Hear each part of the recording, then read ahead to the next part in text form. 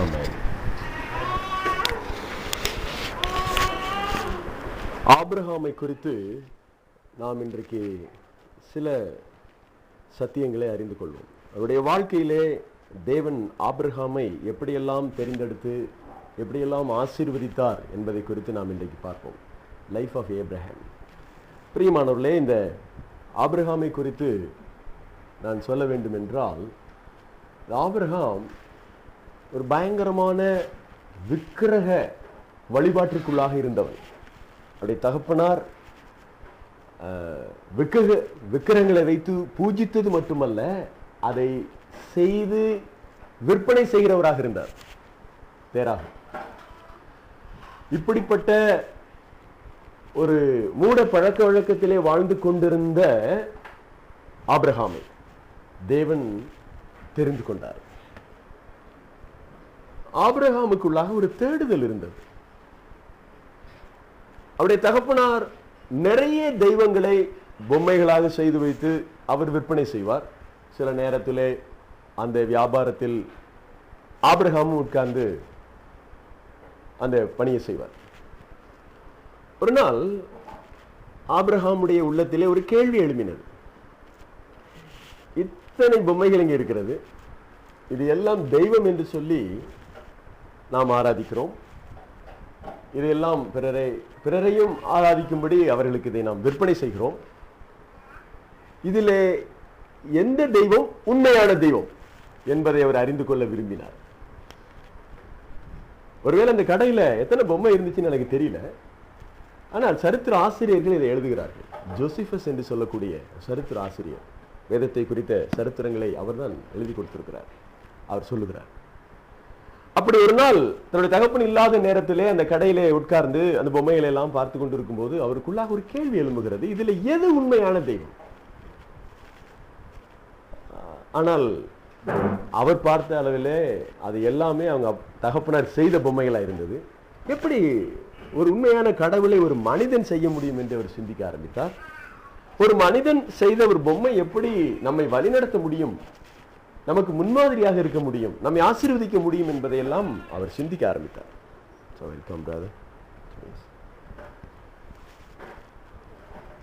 அவருடைய சிந்தனைக்குள்ளாக இருந்த இந்த தேடுதல் தான் மெய் தெய்வத்தை அறிந்து கொள்ளும்படி செய்தது. ஹல்லேலூயா. நமக்குள்ளாக தேவனை தேட வேண்டும் என்கின்ற ஒரு அவா இருதயத்தின் ஆழத்திலே எப்பொழுது துவங்குகிறதோ அப்பொழுதே தேவனை நாம் கண்டடைந்து விடுவோம். ஆமென். ஆபிரகாம் ஒரு நாள் இப்படி செய்தார்.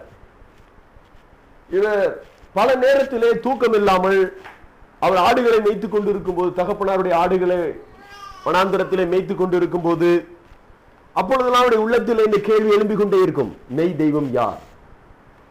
நான் அந்த தெய்வத்தை பார்க்க வேண்டும், இந்த தெய்வத்தின் சத்தத்தை நான் கேட்க வேண்டும் என்று ஒரு கேள்வி அவருக்குள்ளாக எழும்பிக் கொண்டே இருக்கும். அப்போது இந்த ஆபிரகாம் அதற்கு விடை தெரியாமல் ஒரு குருடனை போல மெய் தெய்வத்திற்காக தேடி அலைந்து கொண்டிருந்த காலம். பிரியமானவர்களே, ஒரு நாள் அவருக்குள்ளாக ஒரு சிந்தை வந்தது. என்னவென்றால், அவருடைய தகப்பனாருடைய கடையிலே அவர் இருக்கிறார். ஏதோ ஒரு வெறுப்புணர்ச்சி அவருக்குள்ளாக வருகிறது. ஒரு பிரம்பை எடுத்தார். எடுத்து எல்லா பொம்மைகளையும் அடித்து உடைத்து போட்டார். மெய்யான தெய்வமா இருந்தா என்னை சந்திக்கட்டும். எல்லா தெய்வங்களையும் சுக்குநூறாக உடைத்து போட்டார். உடைத்து போட்டுவிட்டு ஒரே ஒரு தெய்வத்தை மாத்திரம் அவர் உடைக்கவில்லை. ஒருவேளை அதுக்கு பயந்துட்டாரான்னு நீங்க கேட்காதீங்க.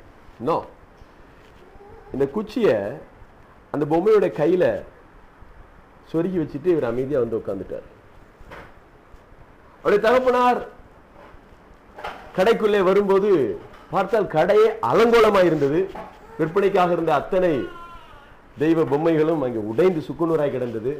உடைய மகனிடத்தில் கேட்கிறாரு, என்னப்பா இப்படியெல்லாம் உடைஞ்சு கிடக்கும், உன்னை பார்த்துக்க சொல்லியிருந்தேன், என்ன ஆச்சு, ஏன் இப்படி நடந்துச்சு, எப்படி இதெல்லாம் உடைந்தது என்று சொல்லி தகப்பனார் தேராக கேட்கிறார். அதுக்கு ஆபிரகாம் சொன்னார், இந்த பொம்மை தான் இது எல்லாத்தையும் உடைச்சிட்டுப்பா என்று சொன்னார்.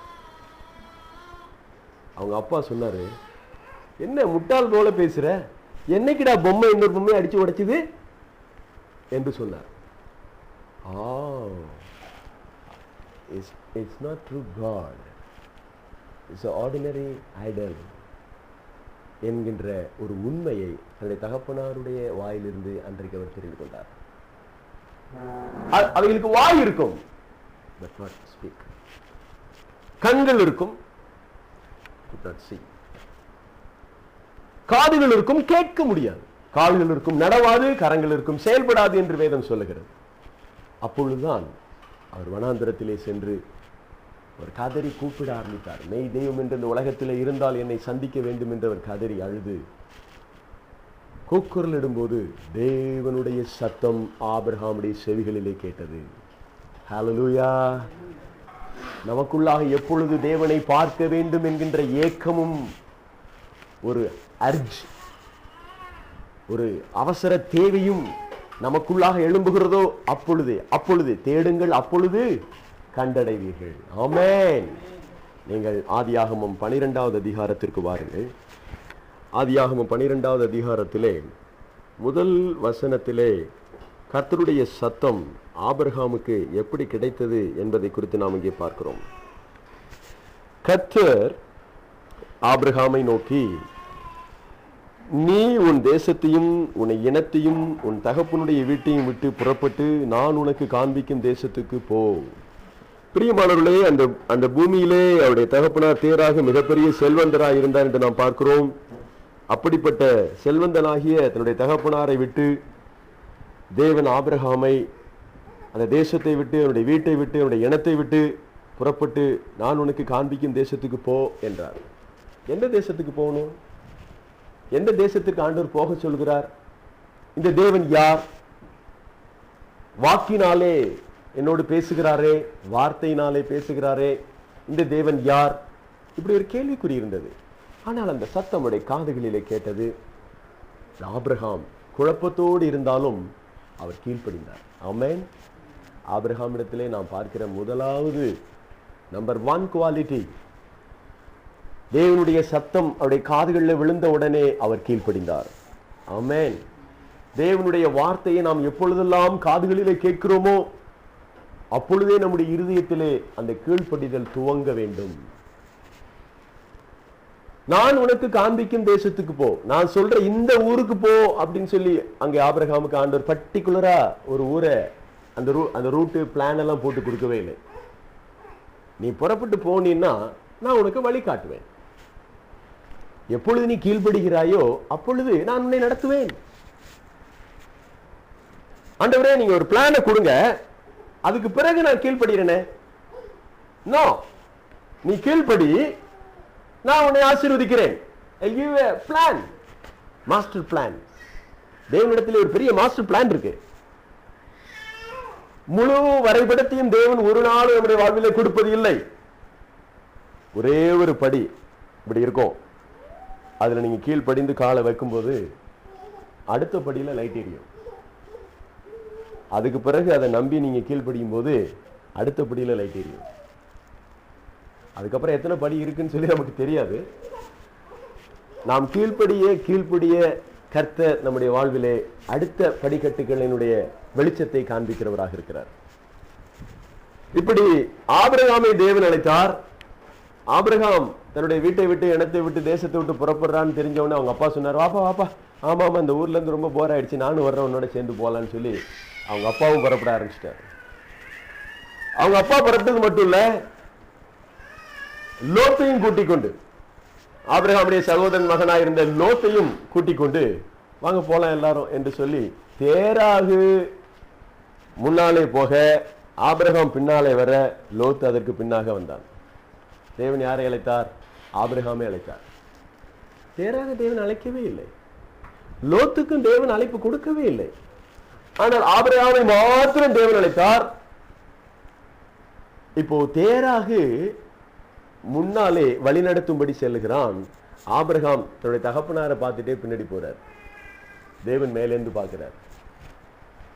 நான் தானே உன்னை அழைச்சேன், நீ என்ன பார்த்து முன்னாடி போனீன்னா ஐ வில் கைட் யூ.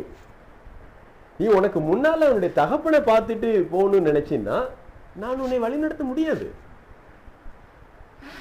எந்த ஒரு மனிதனும் தேவனுடைய திட்டத்துக்கு நேராக, தேவனை விட சிறப்பாக நம்மை வழிநடத்தி விட முடியாது. தேவன் தான் மிக சரியாக, துல்லியமாக நம்மை நடத்த முடியும். பிரியமானவர்களே, என்ன நடந்தது என்றால், நீங்க 11ஆம் அதிகாரத்தில் அவர்களுடைய பிரயாணம் தடைப்பட்டதை நாம் பார்க்கலாம். 31வது வசனத்தை நீங்கள் பாருங்கள், நான் வாசிக்கிறேன்.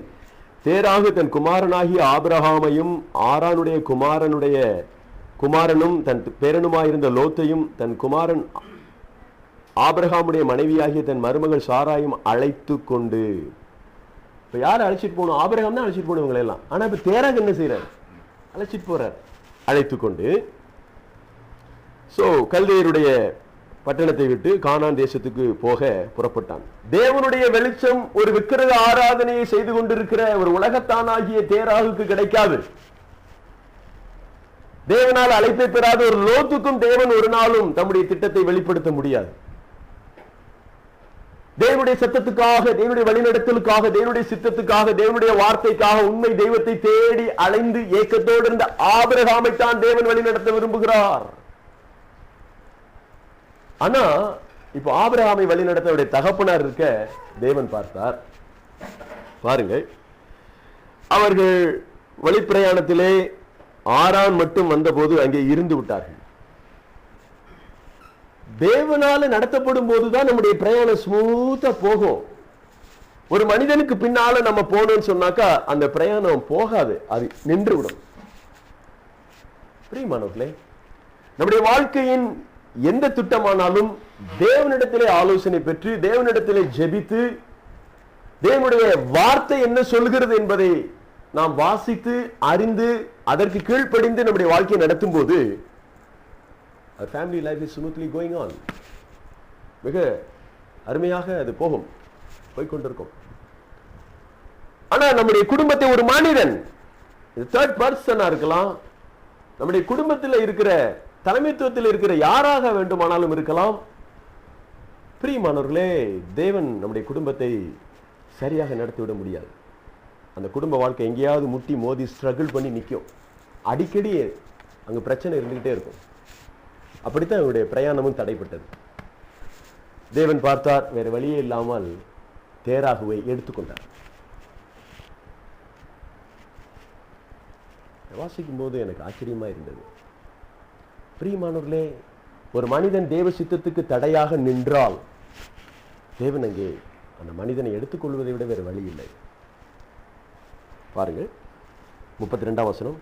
தேராகுடைய ஆயுசு நாட்கள் 250 வருஷம். தேராகு ஆரானிலே மரித்தான். தேராகு ஒருவேளை அவருடைய சொந்த ஊர்ல இருந்திருந்தா இன்னும் கொஞ்ச காலம் கூட உயிரோட இருந்திருப்பான்னு நினைக்கிறேன். ஆபிரகாமை வழிநடத்தினதினாலே, தேவனுடைய சித்தத்தை தான் அறிந்து கொண்டு நடத்துவதை போல இவன் ஆபிரகாமை நடத்தினதினாலே தேவன் தேராகுடைய வாழ்க்கைக்கு முற்றுப்புள்ளி வைத்துவிட்டார். பிரியமானவர்களே, நாம் இதிலிருந்து என்ன பாடத்தை கற்கிறோம் என்றால், தேவனே நம்முடைய குடும்பத்தின் தலைவராக இருக்க வேண்டும். ஆமென். இந்த வீட்டிற்கு தலைவர் என்று சொன்னால் தேவன் தான் முதலாவது இடத்தில் இருக்க வேண்டும். the first place குடும்பத்தில் தேவனுக்குத்தான் கொடுக்க வேண்டும். அதற்கு பிறகுதான் நம்முடைய குடும்பத்தில் இருக்கிற யார் வேண்டுமானாலும் இருக்க வேண்டும். தேவனுக்கு முதலிடத்தை கொடுக்கிற குடும்பம் தேவனாலே நடத்தப்படும். தேவனுக்கு முதலிடம் கொடுக்கிற குடும்பம் தேவனுடைய வார்த்தைக்கு கீழ்ப்படுகிற குடும்பமாக இருக்கும். பிறகு ஆசீர்வதிக்கப்படக்கூடிய குடும்பமாகவும் இருக்கும். பாருங்கள், 12ஆம் அதிகாரத்திலே அதற்கு பிறகு ஆபிரகாம் அவனுடைய பிரயாணத்தை துவங்க தேவன் அவனை ஆசீர்வதிக்கிறதை நாம் பார்க்கிறோம். 2வது வசனத்துல, நான் உனக்கு காண்பிக்கும் தேசத்துக்கு போ, நான் சொல்ற இடத்துக்கு நீ போனேன்னா, 2வது வசனம் சொல்லுகிறது, நான் உன்னை பெரிய ஜாதியாக்குவேன், உன்னை ஆசீர்வதித்து உன் பெயரை பெருமைப்படுத்துவேன், நீ ஆசீர்வாதமாய் இருப்பாய். 3வது வசனம், உன்னை ஆசீர்வதிக்கிறவர்களை ஆசீர்வதிப்பேன், உன்னை சபிக்கிறவனை சாபிப்பேன், பூமியில் உள்ள வம்சங்கள் எல்லாம் உனக்குள் ஆசீர்வதிக்கப்படும் என்றார். 4வது வசனம், கர்த்தர் ஆபிரகாமுக்கு சொன்னபடியே அவன் புறப்பட்டு போனான். ஹல்லேலூயா. இதுக்கு முன்னால தேராகு வழிநடத்தும் போது ஆபிரகாமுடைய பிரயாணம் தடைப்பட்டது போல, ஆபிரகாமை தேவன் வழிநடத்தும் போது அவனுடைய பிரயாணத்துல பிரச்சனை வரவில்லை. அப்படியே பிரச்சனை வந்தாலும் தேவன் அதை எல்லாவற்றையும் சரி செய்தார் என்று நாம் பார்க்கிறோம். இந்த ஆபிரகாமை குறித்து நாம் இன்னும் பார்க்க முடியும். குறிப்பாக இந்த ஆபிரகாமுக்கு குழந்தை இல்லாமல் இருந்ததை குறித்து நாம் பார்க்கிறோம். அது மட்டுமல்ல, தேவன் சொன்ன வாக்குத்தத்தத்தை அவர் அங்கே அவனுக்கு நிறைவேற்றினார். பாருங்கள், இங்கே நாம் அதை குறித்து பார்க்க முடியும். 13வது அதிகாரத்திலே ஆபிராம் மிருக ஜீவன்களும் வெள்ளியும் பொன்னுமான ஆஸ்திகளை உடைய சீமானாயிருந்தான். தேவன் வாக்குத்தத்தம் பண்ணினதை அங்கே நிறைவேற்றினார். அவன் அங்கே சீமானாக இருந்தான். அது மட்டுமல்ல, அவனோட கூட வந்த அந்த லோத், 5வது வசனத்திலே பார்க்கிறோம், ஆபிராமுடனே வந்த லோத்துக்கும் ஆடு மாடுகளும் கூடாரங்களும் இருந்தன. 6வது வசனம், அவர்கள் ஒருமித்து குடியிருக்க அந்த பூமி அவர்களை தாங்கக்கூடாது இருந்தது. அவர்களுடைய ஆஸ்தி மிகுதியா இருந்தபடியால் அவர்கள் ஒருமித்து வாசம் பண்ண ஏதும் இல்லாதிற்று. பிரியமானவர்களே, 2 பேருக்கும் தாங்க முடியாத அளவிற்கு தேவன் ஆசீர்வாதத்தை அளவில்லாமல் கொடுத்தார். ஒருவேளை இந்த நாட்களிலே தேவன் நம்மை இந்த பூமிக்குரிய இடத்திலே ஆசீர்வதிக்க விரும்புகிறாரா, அதுதான் பிரதானமா என்று சொல்லி நாம் பார்த்தால், இந்த பூமியிலே நாம் வாழ்வதற்கு என்னவெல்லாம் தேவையோ அதெல்லாம் தேவன் தானாகவே கொடுக்கிறவராயிருக்கிறார். ஆனால் தேவன் நம்மிடத்தில் எதிர்பார்ப்பது, இந்த புதிய உடன்படிக்கையிலே குறிப்பாக வெளில போகுது.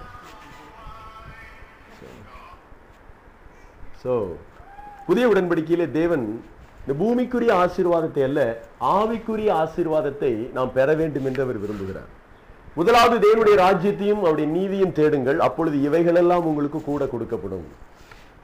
ஒருவேளை நாம் பூமிக்குரிய ஆசீர்வாதத்தையே தேடிக்கொண்டிருப்போமானால், ஒருவேளை இந்த பூமிக்குரிய ஆசீர்வாதத்திற்கே முக்கியத்துவம் கொடுத்து நாம் வாழ்வோம் என்றால், இந்த பூமிக்குரிய ஆசீர்வாதமே நம்முடைய கண்களுக்கு முன்பாக இருக்கும் என்றால், ஒருவேளை ஆபிரகாமை ஆசீர்வாதம் போல என்னையும் ஆசீர்வதிங்க, இந்த பூமிக்குரிய ஆசீர்வாதம் தான் எனக்கு முக்கியம்னு சொல்லி அதற்கே நான் முதலிடம் கொடுத்து நாம் வாழ முயற்சிப்போம் என்றால், நாம் பழைய உடன்படிக்கைக்குரியவர்களாக இருப்போம். புதிய உடன்படிக்கைக்குரியவர்கள் என்று சொன்னால் தேவனுடைய ஆவிக்குரிய ஆசீர்வாதத்தை மையப்படுத்தி வாழக்கூடிய ஒரு வாழ்க்கை. பிரியமானவர்களே, இங்கே ஆபிரகாம் சீமானா இருந்தது மட்டுமல்ல, 4வது வசனத்திலே பாருங்கள், 13ஆம் அதிகாரம் 4வது வசனம், தான் முதல் ஒரு பலிபீடத்தை உண்டாக்கினதுமான ஸ்தலம் மட்டும் போனான். அங்கே ஆபிரகாம் கர்த்தருடைய நாமத்தை தொழுது கொண்டான். கர்த்தருடைய நாமத்தை தொழுது கொண்டான் என்ற வார்த்தையை அங்கே பார்க்கிறோம். கர்த்தருடைய நாமத்தை தொழுது கொள்ளுதல் என்றால் என்ன? இன்றைக்கு சபைகளிலே சொல்லிக் கொடுக்கக்கூடிய காரியம் என்னவென்றால், தொழுது கொள்ளுதல் என்றால் வர்ஷிப். ஒருவேளை நான் உங்கள்கிட்ட கேட்டால் கூட ப்ரேயர் பண்ணுறது அல்லது விழுந்து வணங்குதல் இப்படியெல்லாம் நம்ம சொல்லுவோம், அர்ப்பணித்தல் அதெல்லாம் சொல்லுவோம். ஆக்சுவலாக தொழுகை என்றால் என்ன அர்த்தம் என்று பார்த்தால், கால் அப்பான் த லார்ட் ஜீசஸ், இயேசு கிறிஸ்துவினுடைய பெயரை சொல்லி கூப்பிடுதல் என்று அர்த்தம். எங்கெல்லாம் வேதத்தில் தொழுகை என்று இருக்கிறதோ அங்கெல்லாம் கால் அப்பான் த லார்ட் ஜீசஸ் என்று இருக்கிறதை ஒரு மொழிபெயர்ப்பிலே நாம் பார்க்க முடியும். தொழுகை என்றால் அவரை நோக்கி கூப்பிடுதல். ஏன் கூப்பிடணும்? எனக்கு ஒரு தேவை வரும்போது, எனக்கு ஒரு ஆபத்து வரும்போது, எனக்கு ஒரு கஷ்டம் வரும்போது, எனக்கு ஒரு பிரச்சனையை நான் சந்திக்கும் போது, ஒரு குழப்பம் எனக்குள்ளாக வரும்போது, எனக்கு ஒரு உதவி தேவைப்படும் போது நான் அவரை கூப்பிட ஆரம்பிக்கிறேன். புரியுமானவர்களே, ஒருவேளை குழந்தைக்கு ஒரு ஆபத்து ஒரு பிரச்சனைன்னு அம்மா பசி அப்படின்னா அம்மா அப்படின்னு கூப்பிடுறாங்க இல்லையா, உடனே போய் நம்ம அவங்களுக்கு உதவி செய்யறோம் இல்லையா. அதை போல இயேசுவே தேவனே நம்முடைய தேவையாக மாறும்போது நாம் அவரே நோக்கி கூப்பிடுகிறவர்களா இருப்போம். ஆபிரகாம் தேவனை நோக்கி கூப்பிட்டான், கூவி அழைத்தான். அவன் கூப்பிடும் போது தேவனுடைய மறு உத்தரவை அவன் பெற்றுக்கொண்டான். எப்போதெல்லாம் நமக்கு தேவை இருக்கோ அப்போதெல்லாம் நம்ம கூப்பிடுறது மட்டும் இல்லை, நாம் நன்றாக ஆசீர்வதிக்கப்படும் போதும் கர்த்தரை நோக்கி கூப்பிடுவர்களா இருக்க வேண்டும். ஆமென். சாப்பாடு இல்லை, ரொம்ப பசிக்குது, சாப்பாடு கொடுங்க அப்படின்னு அம்மா கூப்பிடுறது ஒரு பக்கம். நல்ல சாப்பாடு செஞ்சிருக்கீங்க, இன்னைக்கு நல்லா சாப்பிட்டேன், திருப்தியா இருந்துச்சு, ரொம்ப சந்தோஷம், தேங்க்யூமா அப்படின்னு சொல்றதும் ஒரு காரியம். ஆமென். நாம் தேவையோடு இருக்கும்போது மாத்திரமல்ல, பரிபூர்ணம் அடைந்திருக்கும் போதும் நாம் அவரை கூவி அழைக்க வேண்டும், அவருக்கு நன்றி சொல்ல வேண்டும். நம்முடைய குடும்பத்தில் எப்போதும் நம்முடைய வாயில இயேசு கிறிஸ்து என்கின்ற பெயரை நாம் அறிக்கை செய்து கொண்டே இருக்க வேண்டும். The hunger and thirsty, ஒரு தாகம், ஒரு பசி நமக்குள்ளாக இருக்க வேண்டும்.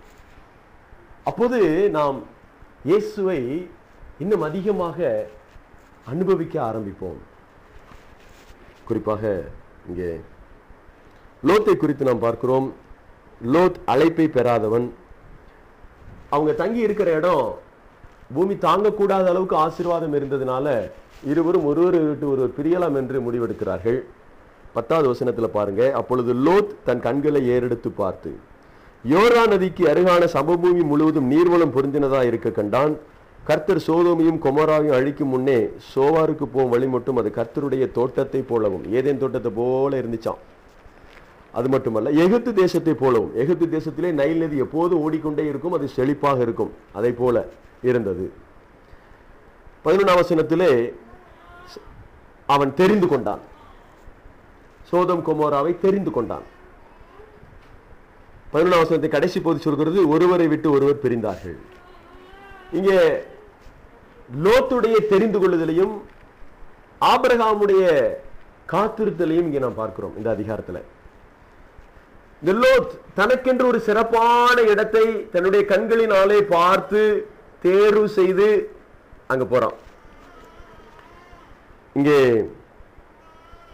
12ஆம் வசனம் சொல்லுகிறது, சோதோமுக்கு நேரே கூடாரம் போட்டான். சோதோம் அப்படி இருக்குன்னா அதுக்கு எய்தாப்புல அவன் காலையில பொழுது விடிஞ்சு கண்ணை கசக்கிட்டு வெளியில வந்து பார்த்தான்னா அவன் கண்ணில் என்ன தெரியும்னா சோதோம் கொமோரா பட்டணம் தெரியும். அப்படிதான் அங்கே கூடாரத்தை போட்டான். இது அவனுடைய சொந்த தெரிந்தெடுப்பு. தேவன் கொடுத்தாரா, அவன் தெரிந்தெடுத்தானா என்று கேட்டால் அவனே தெரிந்தெடுத்தான். பிரியமானவர்களே, நம்முடைய வாழ்விலே நாம நல்லா தட்டி பார்த்து உரசி பார்த்து செலக்ட் பண்ணி வாங்குறதெல்லாம் நம்முடைய சொந்த பலத்திலே சொந்த ஞானத்திலே நாம செய்யக்கூடிய காரியம். தேவனை கொடுக்கிறது எப்படி இருக்கும் என்றால், நீங்க கண்ணை முடிக்கலாம், தேவனை விசுவாசிக்கலாம், அவர் என்ன கொடுக்கிறாரோ அதுக்கு ஓகே சொல்லலாம்.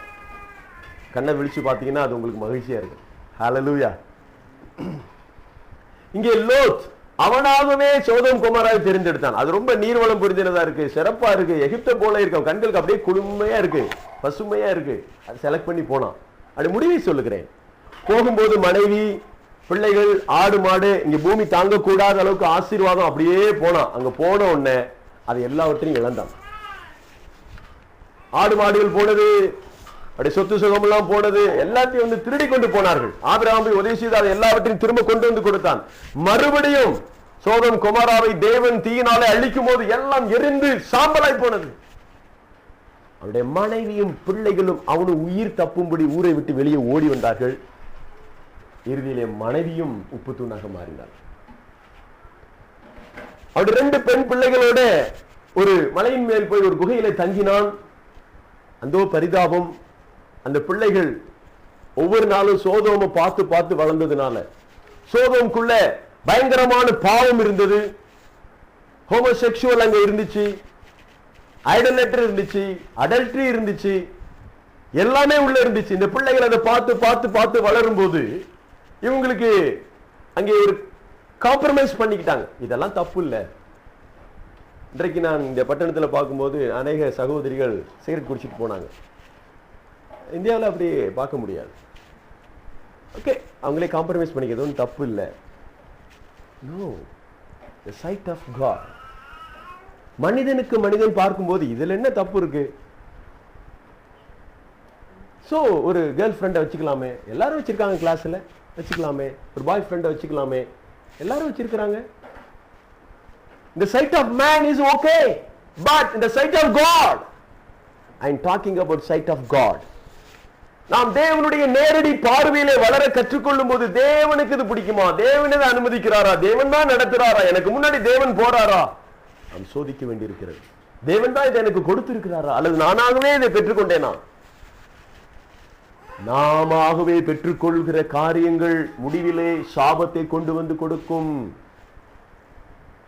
லோத்தினுடைய 2 பெண் பிள்ளைகளும் தன்னுடைய தகப்பனோடையே உறவு வைத்தார்கள். வேதத்தில் கேட்பதற்கே காது கூசும். இதை அவங்க எங்க கற்றுக்கொண்டார்கள்? சோதோம் கொமோராவிலே கற்றுக்கொண்டார்கள். சோதோமுக்கு நேரே கூடாரம் போட்டிருந்த லோத்தை குறித்து இறுதி நாட்களில் பார்க்கிறோம். அவன் சோதோமின் வாசலிலே குடியிருந்தான். எப்படி அவன் நவுந்து அங்க போயிட்டான்? சின்ன பிள்ளை அப்படியே அங்க விளையாடிட்டு இருக்கும்போது சாக்லேட்டை காமிச்சுட்டே இருந்தா அப்படியே வந்துரும் பாருங்க. பாவம் அவனை கொஞ்சம் கொஞ்சமாக உள்ளே எடுத்துக்கொண்டு சென்று விட்டது. Sin like a cancer. பாவம் என்பது ஒரு புற்றுநோயை போல இருக்கிறது.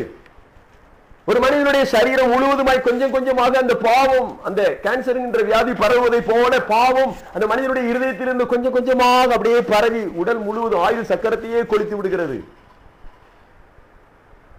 கேன்சர் வியாதி பரவி உடல் முழுக்க அப்படியே அழுகி நாற்றம் எடுக்கிற சூழ்நிலை போல பாவத்தில் இருக்கக்கூடிய ஒரு மனிதன் சூப்பரா சென்ட் அடிச்சுக்கிட்டு அதை பற்றி கவலையே இல்லாம ரொம்ப உல்லாசமா ஊரை சுத்தினா எப்படி இருக்கும்? நீங்க பார்க்கும்போது என்ன நினைப்பீங்க? பரிதாபப்படுவோம் இல்லையா? தேவன் அப்படித்தான் இன்றைக்கு இந்த உலகத்திலே பாவத்திற்கு அடிமையா இருக்கிறவர்களை பார்க்கும்போது அவர் பரிதாபப்படுகிறார். அவர்களை விடுதலை ஆக்குவதற்காகவே தேவன் தம்முடைய ஒரே பேரான குமாரனை இந்த பூமியில் அனுப்பினார். இயேசு கிறிஸ்து சிலுவையில் சிந்தின இரத்தத்தினாலே பாவத்திலிருந்து நமக்கு விடுதலை கொடுக்கிறார். இயேசு என்றால் பாவங்களை மன்னிக்கிறவர், பாவத்திலிருந்து விடுதலை கொடுக்கிறவர். ஆமென். அதனாலதான் சொன்னேன், நம்முடைய வீட்டில் அடிக்கடி வாயிலிருந்து the name of Jesus, இயேசு கிறிஸ்துவினுடைய பெயரை உச்சரிக்க வேண்டும். Call upon the Lord Jesus. Amen. இயேசுவே அப்படின்னு சொல்லும்போது உங்க உள்ளத்துல வரக்கூடிய பாவம் வெளியில போயிடும். இனி அந்த பாவம் உள்ள வராதபடி அந்த பாதாள குழியிலிருந்து, சாக்கடையிலிருந்து நம்மளை தூக்கி வெளியில் எடுத்து ரட்சித்து விடுவார், விடுதலை ஆக்கிடுவார். ஆமென். பிரியமானவர்களே, நம்முடைய குடும்பத்திலே இது முதலாவது நம்முடைய பெற்றோராய் இருக்கிற நம்முடைய கரங்களிலே தேவன் கொடுக்கிறார் இந்த பணியை. நாம துவங்குவோம். நான் வீட்டில் ஓ லார்ட் ஜீசஸ் அப்படின்னு சொன்னேன்னா, எனக்கு 6th படிக்கிற ஒரு பையன் இருக்கான், 3rd படிக்கிற பாப்பா இருக்கான். அவங்க சொல்லுவாங்க, சமயக்கட்டில் இருக்கிற மிஸ்ஸஸ் சொல்லுவாங்க, ஆமென் ஹல்லேலூயா ஆமென் ஓ லார்ட் ஜீசஸ். என் பையன் பாத்ரூம்ல குளிச்சிட்டு இருப்பான், ஆமென் ஹல்லேலூயா அவன் தண்ணி ஊற்றுவான். எங்க பாப்பா ஹோம்வொர்க் எழுதிட்டு இருப்பா, ஆமென் ஓ லார்ட் ஜீசஸ் தேங்க் யூ அப்படின்னு இவ சொல்லுவா. ஹோம்வொர்க் எழுதிட்டு இருக்கிறவ. வீட்டுக்குள்ள எங்கெங்க பிரச்சனை வரும்? இங்க சமாதானம் வரும், மகிழ்ச்சி வரும், நிம்மதி வரும், ஆரோக்கியம் வரும். தேவையில்லாத வாக்குவாதம் வரும்போது, தேவையில்லாத பிரச்சனைகள் உள்ள வரும்போது, பிசாசு கொண்டு வரும்போது, ஓ லார்ட் ஜீசஸ் கூப்பிட்டு பாருங்களேன். நான் சொல்றேன் 3 or 4 or 5 times or 10 times கூப்பிட்டு பாருங்களேன். அந்த பிரச்சனை உங்களை விட்டு வெளியில தானா போயிடும். கோபமா இருக்கிற கணவரோ மனைவியோ பிள்ளைகளோ கொஞ்ச நேரத்தில் அப்படியே சாந்தமாயிருவாங்க. இயேசு கிறிஸ்து அதை சரி பண்ணிடுவார். ஆமென். நீங்கள் அதை பயிற்சி செய்து பாருங்க, பயிற்சி செய்து பாருங்க. ஒரு சினிமா பாட்டை பாடுறதுனால நமக்கு பிரயோஜனம் இல்லை. ஒருவேளை ஏதோ ஒரு காரியத்தை சிந்திக்கிறதுனால நமக்கு பலன் இல்லை. ஆனால் இயேசு கிறிஸ்துவினுடைய பெயரை சொல்லும் போது நமக்கு பலன் இருக்கிறது. நம்முடைய பிள்ளைகள் அதை சொல்லட்டும், நம்முடைய பிள்ளைகள் சொல்ல பழகட்டும். அதற்கு நாமே அவர்களுக்கு கற்றுக் கொடுக்கிறவர்களாக இருப்போம். இங்கே ஆபிரகாமுடைய வாழ்க்கையை பார்க்கிறோம். ஆபிரகாம் லோத்து பிரிஞ்சு போனதுக்கு அப்புறம் ஆபிரகாம் அப்படியே கை ஒடிஞ்சு போனவனை போல பரிதாபமா நிற்கிறான். தேவன் வந்து அவனை அப்படியே கேர் எடுக்கிறார். பாருங்களேன், 14ஆம் வசனம், 13ஆம் அதிகாரத்தில் 14ஆம் வசனத்தை பாருங்க. லோத்து ஆபிரகாமை விட்டு பிரிந்த பின்பு கர்த்தர் ஆபிரகாமை நோக்கி, உன் கண்களை ஏறெடுத்து நீ இருக்கிற இடத்திலிருந்து வடக்கையும் தெற்கையும் கிழக்கையும் மேற்கையும் நோக்கி பார். நீ பார்க்கிற இந்த பூமி முழுவதையும் நான் உனக்கும் உன் சந்ததிக்கும் என்றென்றைக்கும் இருக்கும்படி கொடுத்து உன் சந்ததியை பூமியின் தூளை போல பெருக பண்ணுவேன். ஒருவன் பூமியின் தூளை எண்ண கூடுமான உன் சந்ததியை எண்ணட்டும். நீ எழுந்து தேசத்தின் நீளமும் அகலமும் எம்மட்டும் அம்மட்டும் நடந்து திரி, அதை உனக்கு தருவேன். ஆமென். அவனா செலக்ட் பண்ணிட்டு போறான். ஆபிரகாம் என்ன செய்யறதுன்னு தெரியாம அப்படியே அமைதியா இருக்கான். தேவனா கொண்டு வந்து கொடுக்கிறார். ஆமென். ஆபிரகாம் என்று சொன்னால் பெரிய தகப்பன் என்று சொல்லி அர்த்தம். ஏப்ராம் என்று சொன்னால் பெரிய தகப்பன் என்று சொல்லி அர்த்தம். தேவன் பின்னாட்களிலே அவனை ஆபிரகாம் என்று மாற்றினார். ஆபிரகாம் என்றால் உயர்த்தப்பட்ட தகப்பன் என்று சொல்லி அர்த்தம். மொழிபெயர்ப்பில் அப்படித்தான் இருக்கிறது. ஒருவேளை இந்த உலகத்துல நாம் ஒரு பெரிய தகப்பனாக, பெரிய தாயாக, ஒரு பெரிய ஆளாக இருக்கும்போது ஒரு குழந்தைக்கு கூட வழி இல்லைங்க. அவனுக்கு ஆசீர்வாதம் கைக்கூடி வரல. கிரேட். ஒரு பெருமை உள்ள வரும்போது நமக்குள்ள தேவனுடைய ஆசீர்வாதம் கிடைக்காது. தேவனே நம்மளை உயர்த்துவார், உயர்த்தப்பட்ட தகப்பனாக. அதற்கு பிறகு அவருடைய சந்ததியும் ஆசீர்வதிக்கப்பட்டது. ஆமென். பிரியமானவர்களே, இதற்கு பிறகு ஆபிரகாமுடைய வாழ்வில் நடந்த இன்னும் ஒரு சம்பவத்தை பார்த்து நாம் முடிக்க போகிறோம். தேவன் தொடர்ச்சியாக 15ஆம் அதிகாரத்திலே அவனோட பேசுகிறார். ஆபிரகாமுக்கு தரிசனமாகும் போது அவன் 15ஆம் அதிகாரத்திலே பார்க்கிறோம். 1வது வசனத்திலே கர்த்தருடைய வார்த்தை ஆபிரகாமுக்கு தரிசனத்திலே உண்டாகி, அவர் ஆபிராமே, நீ பயப்படாதே, நான் உனக்கு கேடகமும் உனக்கு மகாபெரிய பலனுமாய் இருக்கிறேன். ஆமாண்டவரை, நீங்க அடிக்கடி இப்படி அதை செய்யறேன் இதை செய்யறேன்னு சொல்றீங்க, எனக்கு ஒரு குழந்தைய காணும், 99 வயசு ஆகி போச்சு எனக்கு அதை தருவேன்னு சொல்றீங்க. பட் என் வீட்டில் இருக்கிற வேலைக்காரன் தான் எனக்கு இப்ப பிள்ளைய போல இருக்கிறான். அடியனுக்கு என்ன தருவீர் ஆண்டவரே? பாருங்க, அப்படிதான் சொல்றேன். ஆண்டவரே, அடியனுக்கு என்ன தருவீர்? நான் பிள்ளை இல்லாத இருக்கிறேன். பிரியமானவர்களே, அங்கே 3வது வசனத்தில் சொல்கிறான், தேவரீர் எனக்கு புத்திர சந்தானம் அருளவில்லை. ஓகே. 5ஆம் வசனத்தில் ஆண்டவர் திரும்பவுமாக வாக்கு பண்ணுகிறார். எப்போதெல்லாம் நமக்குள்ள அதிருப்தியும் சந்தேகமும் குழப்பங்களும் வருகிறதோ, மறுபடியும் தேவனுடைய வாக்குத்தத்தம் நம்மை தேற்றுகிறது. நீ வானத்தை அண்ணாந்து பார். அவனை வெளியில அழைச்சிட்டு போனாராம். இந்த குழப்பமான சூழ்நிலையில, சந்தேகமான சூழ்நிலையில, கேள்வி கேட்கிற சூழ்நிலையில இருந்து தேவன் நம்மை கொஞ்சம் வெளியில கூட்டிட்டு போறார். ஆமென். ஒரே வீட்டுக்குள்ள ஒரே கொஞ்சம் ஒரு மாதிரி ப்ராப்ளம் இருக்குன்னா, ஓகே, கொஞ்சம் அப்படி வெளில போயிட்டு வருமா வாங்க அப்படின்னு சொல்லிட்டு கொஞ்சம் கூட்டிட்டு போறோம். பார்த்தீங்களா, பிள்ளைகளை 2 பிள்ளைங்க ஏதோ சின்ன ப்ராப்ளம் வருதுன்னா, ஓகே நீ வாடா, கொஞ்சம் வெளில போயிட்டு வரோம் சொல்லி கூட்டிட்டு போகலாம். அதே போல ஆபிரகாம் வெரி கன்ஃபியூஷன், ரொம்ப குழப்பமான சூழ்நிலையில் இருக்கிறான். எனக்கு குழந்தைய கொடுக்கல, நீங்க என்ன போங்க, ஓகே கம் அவுட். வெளியே கூட்டிக் கொண்டு போய் அவனுக்கு ஒரு தரிசனத்தை கொடுக்கிறார். அவனுக்கு என்னந்து பார், நட்சத்திரங்களை என்ன கூடுமானால் உன்னாலே என்ன கூடுமானால் அதில் எண்ணு என்று சொல்லி பின்பு அவனை நோக்கி உன் சந்ததி இவ்வண்ணமாய் இருக்கும் என்றார். 6ஆம் வசனம், அவன் கர்த்தரை விசுவாசித்தான், அதை அவர் அவனுக்கு நீதியாக எண்ணினார். ஹீப்ரூல இந்த வேர்டு என்ன போட்டிருக்குன்னா, கர்த்தரை விசுவாசித்தான். ஆபிரகாம் கர்த்தருக்கு ஆமேன் சொன்னான் அப்படின்னு இருக்கு. ஆமேன் அப்படின்னு சொன்னாராம். ஆமேன்னா அப்படியே ஆகட்டும் அப்படின்னு அர்த்தம். நம்ம எல்லாம் சேர்ந்து ஒரு ஆமேன் சொல்லுமா? ஆமேன். தேவனுடைய வார்த்தைகளும் வாக்குத்தத்தங்களும் நம்முடைய குடும்பத்திலே பலிக்கட்டும். ஆமேன் ஆமேன் என்று சொன்னால் இயேசு கிறிஸ்துனுடைய பெயர். வெளிப்படுத்தின விசேஷத்திலே ஆமேன் என்கிறவர் சொல்லுகிறதாவது என்று இருக்கிறது. ஆமேன் என்கிறவர் என்றால் கர்த்தராகிய இயேசு கிறிஸ்து. ஆமேன். ஆமேன்னா அப்படியே ஆகட்டும் தான் நம்ம இதுவரைக்கும் தெரியும். ஆனால் ஆமேன் என்றால் கர்த்தராகிய இயேசு கிறிஸ்துனுடைய பெயர் என்பதை நாம் தெரிந்து கொள்வோம். ஒவ்வொரு முறையும் நாம் ஆமேன் அப்படின்னு சொல்லும் போது கர்த்தராகிய இயேசுவே என்று நாம் கூப்பிடுகிறோம். ஒரு காரியத்தை நாம் உறுதி செய்கிறோம், கிறிஸ்துவுக்குள்ளாக நிலைப்படுத்துகிறோம். அதான் அதனுடைய அர்த்தம். ஓகே, இப்போது ஆண்டவர் பேசிவிட்டார். அங்கே ஆண்டவருக்கு அவன் பலி செலுத்தினான். அதற்கு பிறகு அவன் வீட்டிற்கு புறப்பட்டு வருகிறான். 16ஆம் அதிகாரத்தில் பாருங்க, உள்ள வரும்போதே அவனுடைய மனைவி சாராய் என்ன சொல்கிறார்? எகிப்து தேசத்தால் ஆகிய ஆகார் என்னும் பெயர் கொண்ட ஒரு அடிமை பெண் அவளுக்கு இருந்தால். சாராய் ஆபிரகாமை நோக்கி, நான் பிள்ளை பெறாதபடிக்கு கர்த்தர் என் கர்ப்பத்தை அடைத்திருக்கிறார், என் அடிமை பெண்ணோட சேரும், ஒருவேளை அவளால் என் வீடு கட்டப்படும் என்றால். சாராயின் வார்த்தைக்கு ஆபிரகாம் செவி கொடுத்தான். இந்த இடத்துல ஹீப்ரூல போட்டிருக்கு, ஆபிரகாம் சாராய்க்கு ஆமேன் சொன்னான். சத்தியம் புரியுதா? ஏற்கனவே தேவன் சொல்றாரு குழந்தையை தர்றேன்னு சொல்றாரு. உடனே என்ன சொல்றான்? ஆமேன். ஓகே ஆண்டவரே, கீழ் பண்ணிக்கிட்டான். நேரா வீட்டுக்கு வர்றான். வீட்டில் வந்து மனைவி சொல்றா, ஓகே இது சரிப்பட்டு வராது, இந்த ஆகார் அவளோட நீ குடும்பம் நடத்தப்பா அப்படின்னு சொன்ன உடனே ஆமேன். தேவனுக்கு கீழ்ப்படிந்தவன், தேவனுக்கு ஆமேன் சொன்னவன், தேவனை விசுவாசித்தவன் இப்போ மனைவிக்கு கீழ்ப்படிந்து மனைவியை விசுவாசிக்கிறவனாக மாறுகிறான்.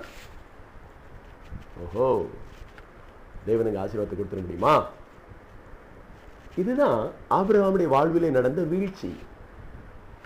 இதுக்கு முன்னால வரைக்கும், அதாவது 15ஆம் அதிகாரம் 18வது வசனம் வரைக்கும் பாத்தீங்கன்னா, அந்நாட்களிலே கர்த்தர் ஆபிரகாமோட உடன்படிக்கை பண்ணி என்று இருக்கிறது.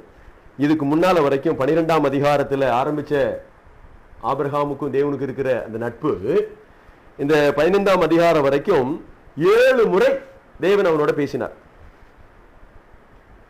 அது மட்டுமல்ல, இடையிடையே அவர் பேசியிருக்கிறார். கிட்டத்தட்ட கடந்த 10-11 ஆண்டுகளிலே ஆபிரகாமுக்கு தேவனுக்கும் இடையே இருந்த அந்த நட்பு 10-11 ஆண்டுகளாக தொடர்ந்து வருகிறது. தேவன் இடையிடையே 7 முறை பேசியிருக்கிறார், பதில் கொடுத்திருக்கிறார், உடன்படிக்கை செய்திருக்கிறார், வாக்குத்தத்தத்தை கொடுத்திருக்கிறார், உற்சாகப்படுத்தியிருக்கிறார், அவனை ஆசீர்வதித்திருக்கிறார். 7 times past 10 to 11 years. இப்போ தேவனுக்கு செவி கொடுத்தவன் இங்கே சாராளுக்கு செவி கொடுத்ததினாலே அவன் தேவனுக்கு பண்ணின உடன்படிக்கையிலே மீறி விட்டான். தேவனுடைய கீழ்ப்படிதலை அவன் மீறி விட்டான். என்ன நடந்தது? அதற்கு பிறகு அந்த குடும்பத்திலே குழப்பம் வந்தது. அந்த நாச்சியார் அவளை அற்பமா எண்ணினாள். பிறகு அவளை வீட்டை விட்டே ஓட ஆரம்பித்தாள். இப்படிப்பட்ட சம்பவம்லாம் நடக்கிறது. போட்டும் 16ஆம் அதிகாரத்தினுடைய கடைசி வசனத்தை பாருங்கள். 15ஆம் வசனத்தில் ஆகார் ஆபிரகாமுக்கு ஒரு குமாரனை பெற்றால் ஆபிராம் ஆகார் பெற்ற தன் குமாரனுக்கு இஸ்மவேல் என்று பெயரிட்டான். குழந்தையை பார்த்தோன்னே உனக்கு ரொம்ப ஆசை. ஆஹா, பரவாயில்ல, என் மனைவி சொன்னது சரியா விட்டு, தேவன் சொன்னது கூட நடக்கல, இது கூட இப்படி இருக்குமோ, தேவன் இப்படிதான் நம்மள மனைவி மூலம் தான் நடத்துவார். நோ, தேவன் நேரடியாகவே உங்களோட பேசுவார். தேவன் ஆவியா இருக்கிறார். உங்களுக்குள்ள ஒரு மனுஷிக ஹியூமன் ஸ்பிரிட் இருக்கு. நம்முடைய மனுஷிக ஆவியிலிருந்து கர்த்தராகிய இயேசுவே என்று சொல்லி நீங்கள் கூப்பிடும் போது தேவனுடைய ஆவியானவர் உங்களுடைய ஆவிக்குள்ளாக கலந்து உங்களோடு பேசுவார். பிரியமானவர்களே, இந்த நாட்களில் தேவன் அப்படித்தான் ஒவ்வொரு தனி மனிதனையும் பயன்படுத்தி கொண்டிருக்கிறார். பாருங்கள், 17ஆம் அதிகாரத்தின் முதல் வசனத்தை பாருங்கள். ஆபிராம் 99 வயதான போது கர்த்தர் ஆபிராமுக்கு தரிசனமாகி, நான் சர்வ வல்லமையுள்ள தேவன், நீ எனக்கு முன்பாக நடந்து கொண்டு உத்தமனாயிரு. திடீர்னு வீட்டுக்குள்ள வர்ற அப்பா பையனை பார்த்து, பாரு, ஒழுங்காரு, இந்த மாதிரி எல்லாம் செஞ்சுட்டு இருக்காத, நான் யார் தெரியுமா, கோவம் வந்துச்சுன்னா என்ன செய்வேன் பார் அப்படின்னு சொல்றாருன்னு வச்சுங்களேன். அங்க இருக்கிறவங்கள என்னாச்சு, என்ன உள்ள வர்றீங்க, வந்தோன்னு பிள்ளைய போய் மிரட்டுறீங்க, என்ன நடந்துச்சு இப்போ உங்களுக்கு, அப்படிதானே கேட்பாங்க. அதே போல இந்த 17ஆம் அதிகாரத்தின் ஆரம்பத்திலேயே இப்போது ஆபிரகாமுக்கு 99 வயதாகிறது. 99வது வயதிலே ஆபிரகாம் அவனோட பேசுகிறார். அவர் சொல்கிறார், God of Almighty, அவர் இங்கே சொல்லுகிறார், நான் சர்வ வல்லமை உள்ள தேவன், நீ எனக்கு முன்பாக நடந்து கொண்டு உத்தமனாயிரு. அப்படின்னா அப்ப ஏதோ ஒரு இடத்துல ஆபிரகாம் உத்தமத்திலே தவறி இருக்கிறார். ஆமென். தேவனுக்கு விரோதமாக ஏதோ ஒரு தவறை அவர் செய்திருக்கிறார். அதுதான் ஆகாரோடு சம்பந்தம் வைத்த அந்த வாழ்க்கை. தன்னுடைய மனைவியினுடைய பேச்சை கேட்டு தேவனுடைய வார்த்தை கீழ்ப்படிந்த ஆபிரகாம் இப்போ மனைவியினுடைய வார்த்தையை கேட்டு மனைவி சொன்னதை செஞ்சதுனால தேவன் ஆபிரகாமோடு கிட்டத்தட்ட 13 ஆண்டுகள் பேசவே இல்லை. உங்களுக்கு தெரியுமா? தேவன் உங்களோட பேசாம, உங்களுடைய ஜெபங்களுக்கு பதில் கொடுக்காம, நீங்க ஜெபித்த ஜெபம் எல்லாம் வேஸ்டா போகக்கூடிய நாட்கள் இந்த உலகத்தில் ஒரு இருண்ட காலமா இருக்காதா?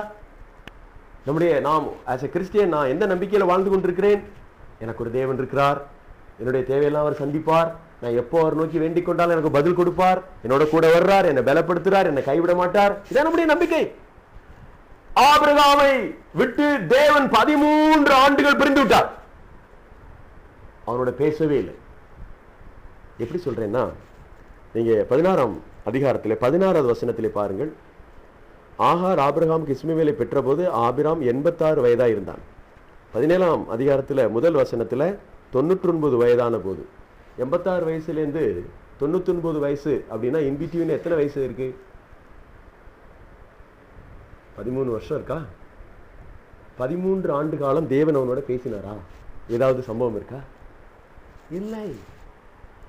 ஏன் ஆபிரகாமோடு தேவன் 13 ஆண்டு காலம் பேசல?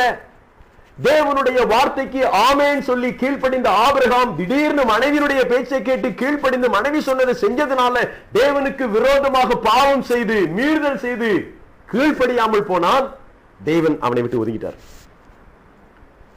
பேசவே இல்லை. அந்த நாட்கள்ல அவனுக்கு ஏதாவது அற்புதம் நன்மை நடந்துச்சா? நோ. ஒரு சபிக்கப்பட்ட ஒரு ஃபேமிலி தான் வந்துச்சுங்க. பிரியமானவர்களே, நாம் எப்பொழுதெல்லாம் தேவனுடைய வார்த்தையை அலட்சியம் செய்து அற்பமாக நினைத்து ஒரு மனிதனுடைய வார்த்தைக்கு முக்கியத்துவம் கொடுத்து தேவனுடைய வார்த்தையை தள்ளி விடுகிறோமோ அப்பொழுதெல்லாம் தேவன் நம்முடைய ஜெபத்தை கேட்பதில்லை. நம்மை விட்டு gentle God and genuine God. உங்களை ஒரு நாள் ஃபோர்ஸ் பண்ண மாட்டார், கட்டாயப்படுத்த மாட்டார். அவர் ஒதுங்கி நின்றுவார். ஓகே, யூ கேரி ஆன், நான் பார்த்துக்கிறேன் அப்படின்னு சொன்னா ஓகே போ. காலையில் லூசிஃபர் பற்றி 2வது ஆராதனையில் பார்த்தோம். லூசிஃபர் ஏசாயா தீர்க்கதரிசன புத்தகத்தில் 5 முறை ஒரே காரியத்தை சொன்னான். அவன் ஒரு தேவ தூதனாக இருந்தவன். I will I will I will I will I will. தேவன் பார்த்தார், ஐ வில் ஐ வில்னா ஓகே, நீ இனிமே தேவதூதனா இருக்க முடியாது. தேவன் தான் எல்லாத்தையும் செய்வார்னு சொல்லணும். நான் செய்வேன். உடனே அவனை கீழே தள்ளினார். இந்த ஐ எப்போ நமக்குள்ள வருதோ, நான் அப்படிங்கிற இடம் வருதோ, அப்போ தேவன் நம்மை தள்ளி விடுவார். அதுதான் பெருமைக்கு ஒரு துளிர். ஐ, செல்ஃப், சுயம், இதெல்லாம் பெருமையினுடைய அடையாளங்கள். நான் சொல்றதான் எல்லாரும் கேட்கணும்.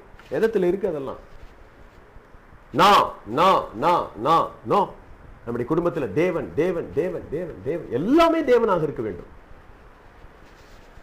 பிரியமானவர்களே, நீங்கள் இது ஒரு காரியத்தையும் கூட நீங்கள் பாருங்கள். இது அப்படியே இருக்கட்டும். ஆதியாகமத்திலே 4வது அதிகாரத்திலே முதல் வசனத்தை பாருங்கள். அங்கே பெருமைக்கான அடையாளத்தை பார்க்கிறோம். ஆதியாகமம் 4வது அதிகாரம் முதல் வசனம். ஆதாம் தன் மனைவியாகிய ஏவாளை அறிந்தான். அவள் கர்ப்பவதியாகி காயினை பெற்று கர்த்தரால் ஒரு மனுஷனை பெற்றேன் என்றான். இந்த வசனத்தில் ஏதாவது உங்களால் தவறு கண்டுபிடிக்க முடியுதா? கண்டுபிடிக்க முடியாது. கர்த்தரால் ஒரு மனுஷனை பெற்றேன் என்று ஆதாமுடைய மனைவியாகி ஏவாள் சொல்கிறார். காயினை பெற்ற போது பொதோ குழந்தை இந்த பூமியில ஏவாள் பெற்று எடுக்கிறார். கர்த்தரால் ஒரு மனுஷனை பெற்றேன் என்று சொல்லி அவள் சாட்சி சொல்கிறார். குழந்தை எடுத்து அவருடைய கையில தூக்கிவிட்டு, ஓ கர்த்தரால் ஒரு குழந்தையை பெற்றேன் என்று அவள் சொல்கிறார். அந்த குழந்தையுடைய வாழ்க்கை எப்படி இருந்துச்சு தெரியுமா? அந்த குழந்தை சபிக்கப்பட்டது. காயினை கர்த்தர் சபித்தார். காயின் கோபக்காரனாக இருந்தான். தன் சகோதரன் மேல் பொறாமை உள்ளவனாக இருந்தான். சகோதரனை கொலை செய்கிறவனாக இருந்தான்.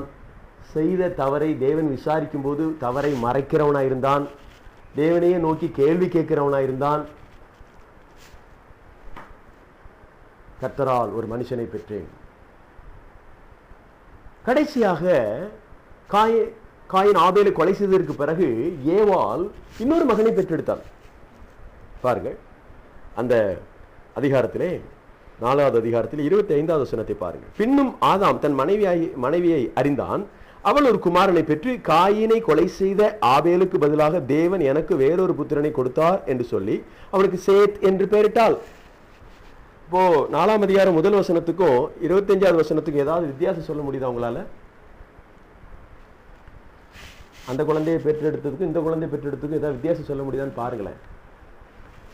Any difference between the two verses?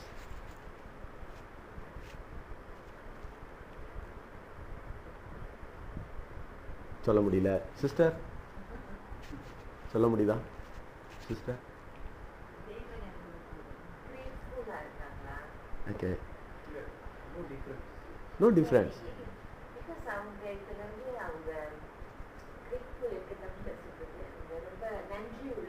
okay okay okay,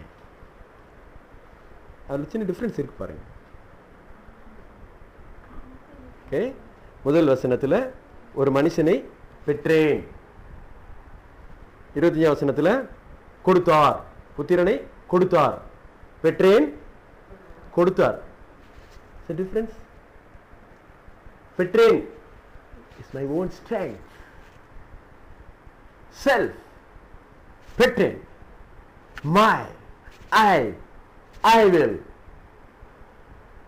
பெருமைக்கு தேவன் ஏற்று நிற்கிறார். ஆமென். அவள் தாழ்மை அடைந்த போது, அந்த குமாரன் சபிக்கப்பட்ட போது அந்த தாய் அழுதா. ஐயோ, இன்னொரு குமாரன் அவனே கொலை செய்யும் போது அவ வேதனை அடைந்தாள். ஏன்னா காயினை விட ஆபேல் ரொம்ப நல்ல பையனா இருந்தான். செத்து போனான். இந்த தாய் அழுது ஆண்டவர்கிட்ட ஒருவேளை தன்னை தாழ்த்தி, ஆண்டவரே இப்படி நான் அந்த பிள்ளையை பெற்றெடுக்கும் போது நான் பெத்தேன்னு சொல்லும் போது அந்த பிள்ளை இன்னைக்கு இப்ப நெஞ்சில ஏறி மிதிக்குது. ஆண்டவரே வேணாம், நீங்க கொடுங்க ஆண்டவரே. நீங்க ஏதாவது கொடுத்தீங்கன்னா அதை நான் வாங்கிக்கிறேன் ஆண்டவரே. நீங்க கொடுக்கறது எனக்கு ஆசீர்வாதமா இருக்கும். ஆமென். அப்போதான் சேத்தை கர்த்தர் கொடுத்தார். God will give. God gives Seth. Amen.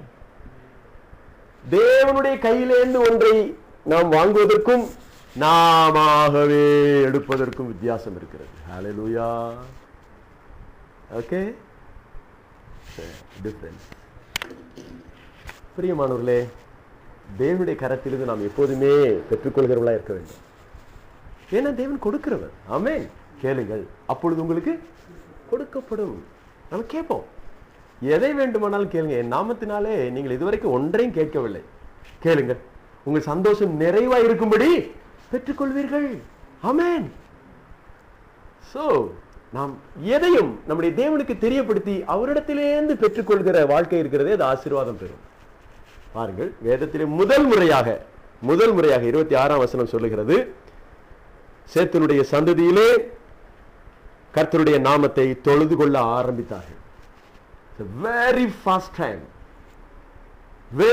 time in the Bible, வேதத்திலே முதல் முறையாக எழுதப்பட்டிருக்கிறது, கர்த்தருடைய நாமத்தை தொழுது கொள்ள ஆரம்பித்தார்கள். They began to call upon the Lord Jesus. Amen. தேவனுடைய நாமத்தை சொல்லி அவங்க எல்லாரும் கூப்பிட ஆரம்பிச்சாங்க. They had glorified thy name. Amen. தேவனுடைய நாமத்தை மகிமைப்படுத்த ஆரம்பிச்சாங்க. பிரியமானவர்களே, சேத்தினுடைய சந்ததியை தேவன் தெரிந்து கொண்டார். ஹல்லேலூயா. அந்த சேத்தினுடைய சந்ததியில தான் நோவாலாம் வர்றார், ஏனோக்கெல்லாம் வர்றார். அந்த சந்ததி தான் ஆசீர்வதிக்கப்பட்டது. நாம் என்ன சொல்லுவோம்? தேவனுடைய கரத்திலிருந்து எதையும் பெற்றுக்கொள்ள வாஞ்சிப்போம். நம்முடைய குடும்பம் எப்பொழுதும் அவரையே சார்ந்து வாழ கற்றுக்கொள்ளட்டும். நம்முடைய குடும்பம் எப்பொழுதும் அவரையே நோக்கி கூப்பிட கற்றுக்கொள்ளட்டும்.